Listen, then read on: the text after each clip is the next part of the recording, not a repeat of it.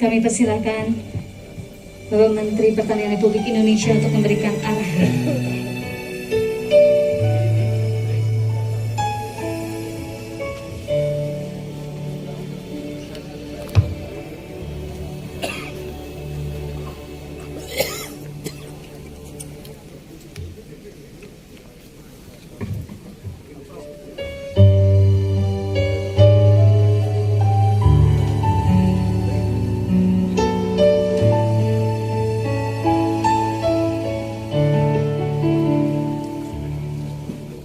Indonesia tanah pusaka abadi jaya. Indonesia sejak dulu kala tetapi puja-puja bangsa di sana.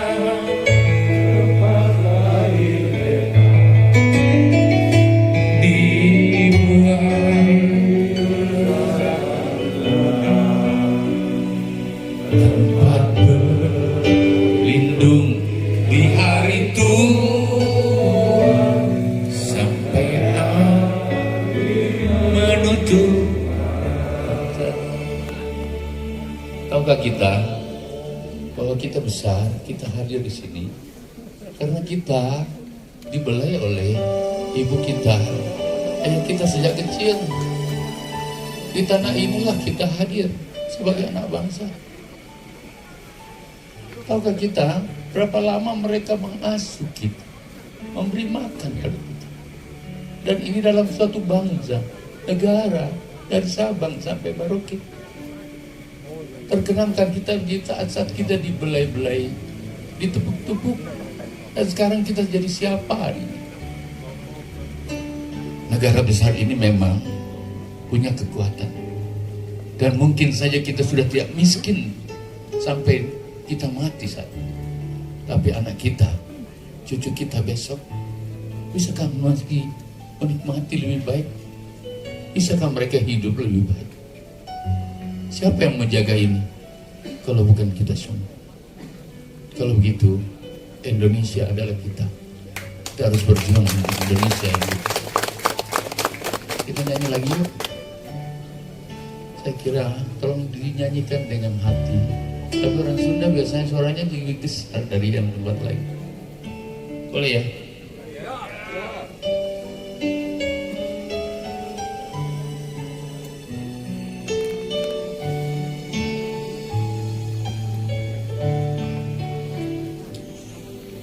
Indonesia tanah pusaka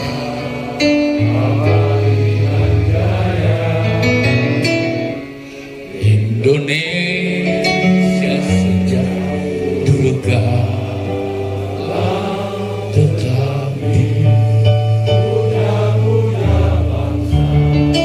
Suaranya di sana tempat lahir kita, dimulai dibesarkan bunda, tempat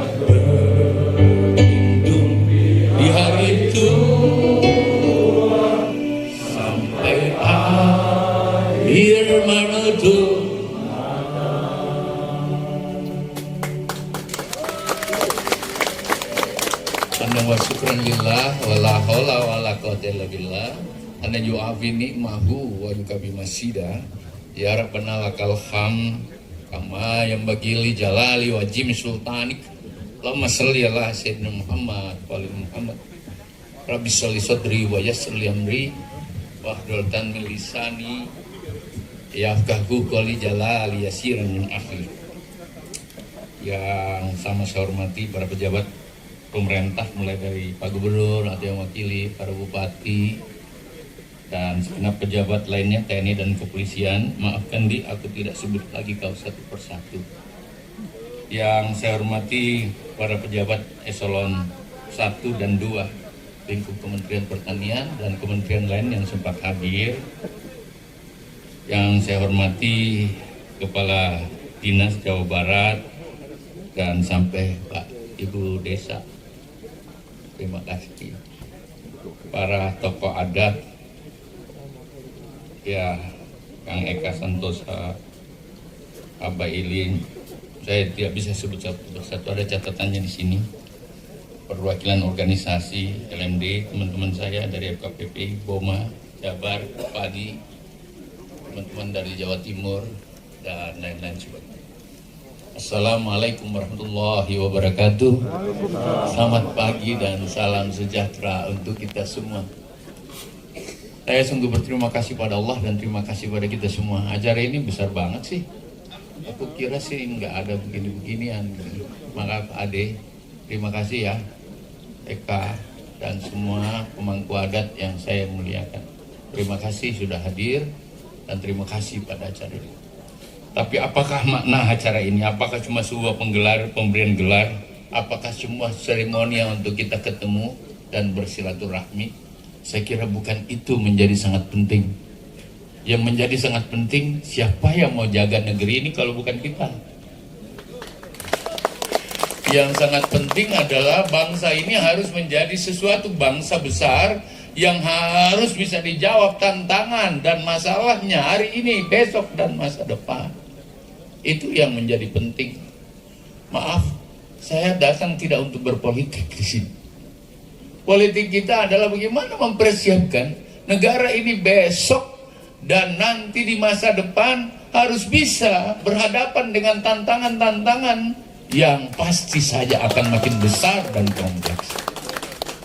Saudara-saudara sekalian, oleh karena itu memang hari ini kita menghadirkan bahwa negara ini negara besar, keempat terbesar dunia.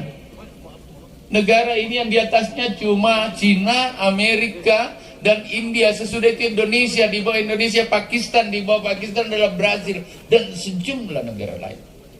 Selain negara besar, kita negara 17.000 pulau, nggak gampang. Mengendalikan negara kontinental, Pak Tentara, Pak Polisi, adik-adik saya, kan lebih mudah ya. Kita 17 negara, kita dari tempat yang berbeda, lahir berbeda, dengan kebiasaan berbeda, bahkan dengan tantangan era, tantangan alam yang juga berbeda. Ada yang di gunung, ada yang di pulau, ada yang di pinggir pantai. Dan itulah kebesaran negara ini. Kita 273 juta orang. Kalau begini, Kang Eka, Ade, dan semua kita hadir di sini. Kita hadir untuk itu. Mari kita mengatakan, karena kita ada, maka insya Allah bangsa besar 273 juta orang yang dikurnia alam yang tidak pernah berhenti mataharinya. Matahari yang terus bersinar itu, angin terus bertiup itu, air yang setiap saat datang. Tak mungkin Allah menurunkan alam dengan orang yang banyak ini dan kemudian hanya tidak mampu bertahan dan tidak mampu besar dengan alam yang tersedia itu kalau dia tak mensyukuri nikmat yang Tuhan telah berikan pada kita. Oleh karena itu, salah satu nikmat yang paling besar adalah alam, manusia yang banyak yang mau makan itu, dan ada pertanian di dalamnya yang harus menjadi kekuatan. Oleh karena itu hari ini adalah bagian untuk mengkonsolidasi emosional kita. Saya cukup emosi nih. Saya nggak sangka begini-begini karena ya maafkan saya, ya ini sesuatu hal yang luar biasa untuk saya. Kita dari masyarakat adat yang sama. Oleh karena itu diberikan suatu kebesaran seperti ini, saya punya tanggung jawab jadinya jadi berlebih dari yang kemarin. Artinya kebenaran itu ada 4 di pandangan saya. Kebenaran karena agama, kamu benar, tapi bagaimana menurut agama? Kebenaranmu dengan salat dan ibadahkah? Itu yang harus ditegakkan.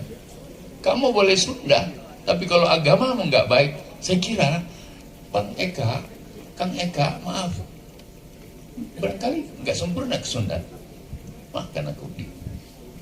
Yang kedua, kamu baru orang-orang yang beradat dengan baik. Kalau tahu menjunjung tinggi kebenaran-kebenaran yang terkait dengan kebenaran sosiologis. Ada manfaatnya nggak kita ini bagi bangsa? Ada manfaatnya bagi negara? Ada manfaatnya bagi daerah? Bukankah kita distorsi bagi masyarakat dan daerah? Kalau gitu, kebenaran sosiologis menjadi penting dari kehidupan yang ada. Saya tadi dipesan-pesankan tentang bagaimana memberi makan Indonesia. Dan ini adalah kebenaran sosiologis. Kebenaran yang hanya tidak miliknya Ade, tidak miliknya saya sebagai menteri, tidak miliknya siapa. Tapi ini untuk bangsa. Adakah kebenaran itu kita junjung tinggi? Bukankah hanya kebenaran untuk sebuah kekuasaan? Saya kira tidak, Ade. Saya janjikan itu. Tidak. Saya ada menjadi menteri adalah untuk mengatakan Indonesia harus lebih baik, lebih maju, lebih mandiri, dan lebih modern dari yang kemarin. Yang ketiga adalah kebenaran yuridis. Don't ever against the law. Jangan ada yang melanggar aturan lah. Saya menteri kerja. Kamu diamanahkan negara, nggak boleh macam-macam. Kalau pikirannya yang bengkok-bengkok, tegak lurus. Seperti kujang kalau diangkat ke atas. Dia menunjuk ke langit. Dia mengatakan alif hanya karena Allah. Kebenaran yuridis menjadi sebuah pendekatan. Yang ketiga adalah kebenaran budaya. Adat mengajarkan kalau kau dibaikin orang, kau harus baiklah sama orang itu. Kau dikasih amanat Tuhan, tanggung jawablah kau.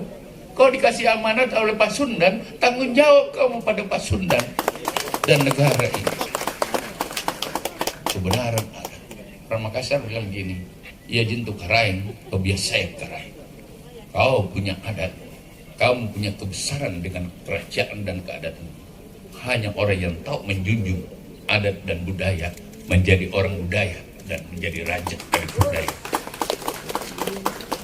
Artinya kalau kamu sendiri tidak hargai budayamu, gak mungkin orang lain bisa menghargai. Dan penghargaan terhadap budaya itu adalah dengan pendekatan-pendekatan filosofis yang sangat tinggi, pendekatan sosiologis yang pasti terjunjung, pendekatan yuridis yang tidak boleh menjadi solim dengan kekerajaan dan kekuasaan. Dan ketiga adalah kemanfaatan budaya. Bahwa budaya harus berkelanjutan dan harus tetap ada. Saudara-saudara sekalian, oleh karena itu saya luar biasa nih, luar biasa. Aku nggak tahu lah mau ngomong apa. Tuhan berikan saya kemampuan untuk membangun Indonesia lebih baik. Saudara-saudara sekalian, tahukah kita bahwa udah 2 tahun ini kita diserang dengan sesuatu musuh yang tidak jelas dan tidak ada yang bisa berkutik melawan itu? Maafkan di adikku tentara, TNI dan Polri, dengan senjata pun kita tak mempan. Yang ada adalah kita pakai masker, kita masuk mengisolasi diri, kita lari dari kerumunan, dan kemudian kita vaksin. Oke. Dan itu sudah 2 tahun memporak-porandakan kehidupan. Begitu dasarnya ujian dan cobaan Allah pada kita. Tapi obat yang kedua, tahukah? Adakah yang bisa bertahan tanpa makan? Kau bisa lari di dalam ruangan yang terisolasi, masuk dalam bunker berhari-hari, saudara. Tapi kalau kau nggak makan gimana? Semua terlock, semua terisolasi, isolasi wilayah dilakukan. Saudara, kita 273 juta. 2 tahun ini, pernahkah dengar ada yang kelaparan? Itu tandanya Allah menurunkan pertanian untuk kita kuat. Bahkan ekspor kita menembus 15,4, dan ini hanya ada di zaman-zaman Pak Harto yang lalu. Dia bisa tembus. Nah, kenapa? Rupanya negara ini kalau dapat tantangan, dia bersatu dan membutuhkan upaya-upaya yang serius. Dan ingin saya katakan, menghadapi COVID, pertanianlah yang mampu menopang negara dan bangsa ini secara baik. Ribuan triliun, Pak, dari pertanian yang terputar. Tunjukkan saya sektor mana yang lain naik. Maafkan, saya tidak merasa ini karena saya tidak. Kebaikan Tuhan cukup baik pada alam ini. Semua sudah memperingatkan akan terjadi kekeringan. Semua ada yang percaya yang salah satu negara yang besok akan kelaparan adalah Indonesia. Kita jawab tidak. Bahkan sudah 2 tahun importasi beras tidak dilakukan di Indonesia. Dan saya yakin itulah yang menjawab kenapa hari ini Pak Sundan kasih saya kebesaran seperti ini. Dan mungkin yang lain nggak bisa memberi pujian, tapi saya menghormati ini luar biasa. Saya janji akan kerja lebih baik. Insya Allah. Doakan. Karena dari COVID yang ada ini 2 tahun terporak-porandakan dunia, ekonomi yang stuck seperti ini, apakah bisa baik 1 bulan ke depan, 2 bulan ke depan, 1 tahun ke depan, 2 tahun ke depan? Mungkin masih panjang. Dan kalau begitu, yang harus diperkuat makanan yang ada. Sudah betul tema kita. Kalau begitu, seluruh pemangku adat turun tangan mempersiapkan makanan untuk Indonesia kita. Dan ini selalu perintah Pak Jokowi pada saya. Kau tanggung jawab ya, Pak. Saya siapkan. Kadang-kadang kalau ini tidak berhasil gimana? Saya bilang, Pak, perjalanan karir saya cukup panjang. Saya kepala desa 1 tahun 9 bulan. Desa saya juara Sulawesi Selatan. Saya pernah lurah 9 bulan. Lurah saya kelurahan juara Sulawesi Selatan. Saya pernah camat 4 tahun lebih. Saya camat teladan di Indonesia. Cuma 1 camat yang masuk di Istana Negara, yang Pak Harto. Saya Bupati Goa 10 tahun. Dan Goa lah yang merubah Undang-Undang Otonomi Daerah. Undang-Undang nomor 5 tahun 74 menjadi 22 tentang otonomi daerah. Dan saya Wagub 5 tahun, saya Gubernur 10 tahun. Saya penyandang Prasamya Purna Karya Nugraha di Indonesia sebagai Gubernur, cuma 4. Suparjo Ruslan di Jawa Tengah, Aswar Anas di Sumatera Barat, dan Sulawesi Selatan Syahrul Yassin Limpo. Aku tidak riak, aku cuma tadi ingin mengatakan bahwa insya Allah saya ingin mengatakan kita adakah yang bisa jalan tanpa kebersamaan. Saya kira Bapak menggugah saya untuk bekerja lebih keras hari ini, dan Palmon, Pak Dirjen, semuanya bantu saya. TNI dan Polri bantu. Kenapa? Ancaman kedua sesudah COVID yang belum berakhir adalah planet lagi rusak, Bapak. Saya ketua G20 di bidang pertanian. Saya ketua AMAF, ASEAN Menteri Pertanian Asia. Sekarang ini AMAF. Bapak sekalian, terjadi climate change, terjadi global warming, pemanasan global, terjadi anomali cuaca, dan cuaca menjadi ekstrim. Gunung es jatuh di mana-mana, mencair gunung, air permukaan naik, dan anomali cuaca yang ekstrim itu kadang-kadang lagi panas begini tiba-tiba hujan, dan hujan langsung membawa banjir, dan di mana-mana. Kapan itu? Hari ini kita sudah rasa, Bapak. Dan ini menjadi ancaman. Presiden katakan sama saya, Pak Mentan, sandaran Republik ini ada di masalah pertanian. Bahkan pertanian Indonesia harus bisa berkontribusi bagi hadirnya ketahanan pangan dunia. Dan beliau pidatokan kemarin di G20 sebagai Presiden G20. Sudah benar ini pilihan Eka dan para pemangku adat. Maafkan saya takut nyebut soalnya, takut salah gitu. Saya takut salah menyebut para pemangku adat aja yang Bapak turun tangan. Ya. Hari ini Eka, Pak Eka yang saya cintai, saya hormati, Pak Dr. Eka, Ade, kita coba 1000 hektar di sini yuk tanam jagung. Pak Eka, kamu bagi-bagi juga sapi 50. Saya mau lihat kalian bisa apa.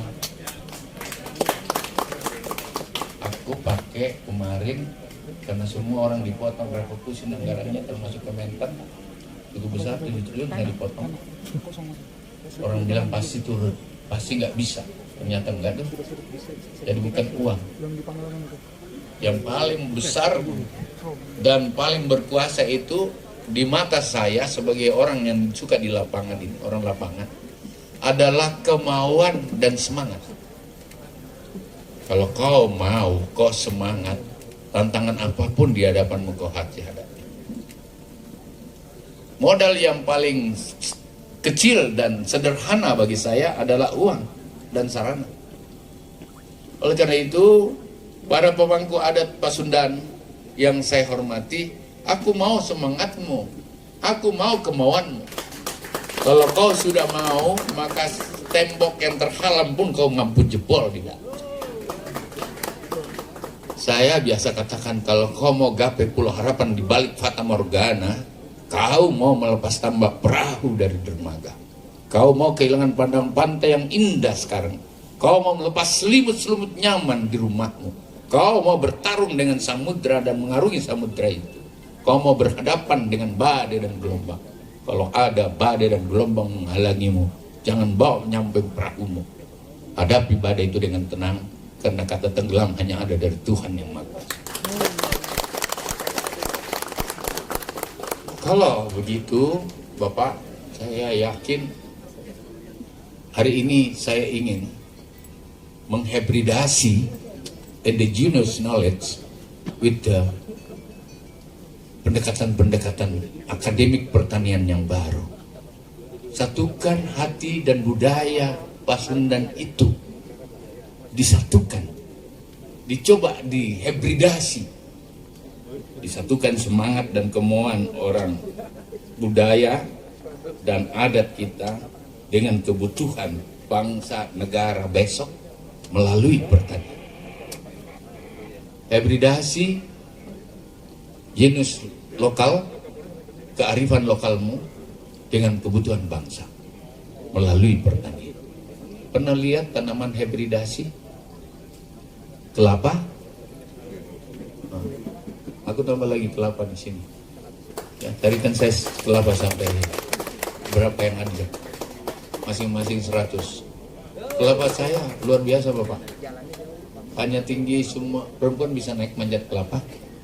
Dan jumlahnya 1 tahun 182. Dari atas sampai ke bawah buah semua. Pemangku adat mau? Tolong diatur deh. Ya. Jadi 1000 hektar, karena kalian 50 dan bukan hadiah, bukan. Saya mau lihat hasilnya apa itu. Karena saya nggak biasa hanya bagi-bagi, bukan.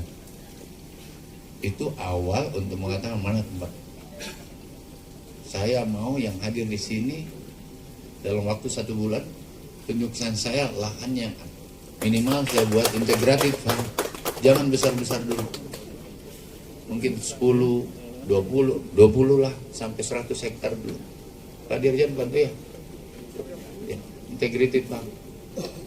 Di sana ada jagung, di sana ada horti, yang horti ada. Di sana ada bebek, itik ya namanya, ayam. Di sana ada kompos, di sana ada irigasi kecil dan lain-lain sebagainya. Bapak, saya kira itu yang penting banget saya sampaikan, bahwa kita hibridasi nih, jangan cuma kita pelihara budaya, tapi semangatnya kita tidak turunkan. Istilah saya menghibridasi kearifan lokal Pasundan dengan kebutuhan masyarakat melalui pertanian. Catat Pak, ini kata-kata ini pegang supaya aku bisa ditagih nanti. Dan waktunya 3 bulan. 1 bulan kalau Bapak nggak bisa, saya berhenti berpikir itu. 2 bulan ini sudah kita 2 bulan mencoba mengaplikasi dan ternyata kalian nggak sanggup, lupakan itu. Saya nggak biasa dengan 3 bulan tanpa jelas. Dirjen saya juga 3 bulan nggak bisa mewujudkan, saya berhentikan, Pak. Saya juga seperti itu. Jadi kalau betul-betul dengan niat yang ikhlas, terus baik, bukan karena politik, ini harus jalan. Ini harus jalan. Allah memberikan kita luar biasa. Republik ini terlalu luar biasa, Bapak. Hanya 11 negara yang bertahan dalam COVID, termasuk Indonesia. Dan kita loh negara besar, yang lain kecil-kecil, Bapak. Nah itu, ya, ekspor ini tahun saja sudah 500 lebih sampai September gitu. Artinya kurang lebih seperti itu, bahwa terlalu banyak. Kemarin satu kali Merdeka ekspor 7 hari aja, 7 hari. Tidak boleh dihitung sebelumnya. Dari 7 hari dalam rangka 17 Agustus saya mau lihat jajaran Kementan bisa ekspor nggak? Usahakan tidak ada kabupaten yang tidak ekspor. Ternyata bisa. Kalau tidak ada di kabupaten yang mau ekspor, ekspor saja semut. Cari semut di pasar-pasar, kumpul untuk ekspor. Kalau tidak ada, cari cacing di situ, gali cacing untuk diekspor. Ya, ternyata betul Bapak. 371 dari 514 kabupaten ekspor dalam 7 hari. Tahu nilainya berapa? 7,2 triliun. Jadi ini soal kemauan. Ternyata betul. Saya bilang kan semut itu filosofis, mendramatisasi terminologi. Ternyata ada betul. Di Papua itu karena nggak ada, mengekspor sarang semut Bapak ke Korea untuk dicampur sama ginseng. Ternyata bisa. Ternyata di Bogor mengirim belatung. Itu kan sama dengan cacing ya. Untuk dikirim kemana-mana. Nah gitu. Kalau gitu, pemangku adat juga bisa melakukan. Ya. Saudara-saudara sekalian, sekali lagi kemauan dan semangat menjadi penting. Didorong oleh niat tulus dan ikhlas. Karena ibadah, saya kira itu yang lebih penting. Yang lain, yakin aja manajemen Tuhan jauh lebih baik dari manajemen kita sebagai manusia. Oleh karena itu, ini bukan politis, tidak ada hal-hal yang terkait. Saya diperintah oleh Bapak Presiden untuk kerja habis-habisan menghadapi tantangan-tantangan bangsa yang besar ini di masa yang akan datang. Terima kasih. Saya tadi minta diterjemahkan apa itu kerja keras yang pasti menghasilkan kebaikan. Bahasa Bugisnya atau bahasa Makassarnya, resopah tamangingi nama lomo naletei pamasya dewata. Bahasanya ini ditulis, mudah-mudahan saya tidak salah baca, lamung kayen tengku pareng. Salah ya? Lamun kayang dan parang. Tengku Tentu. lemung keyang. Lamun kayang. Lamun keyang. Kayang. Kayang. Keyang. Kayang Pak. Ya kamu yang coba. Lamun kayang tantu parang. Nah itu persis itu yang saya mau bilang tadi. Terus saya juga biasa bilang, iya. Kamu hadapi tantangan itu sekeras apapun. Yang penting kamu jangan mundur. Batu pun kau bisa hancurkan dengan kelembutan sekalipun. Apalagi kalau kau tekan-tekan sedikit. Apa bahasanya? Bahasa Sundanya itu. Terus ditulislah di sini, jika racak minggang batu, lila-lila jadi legok.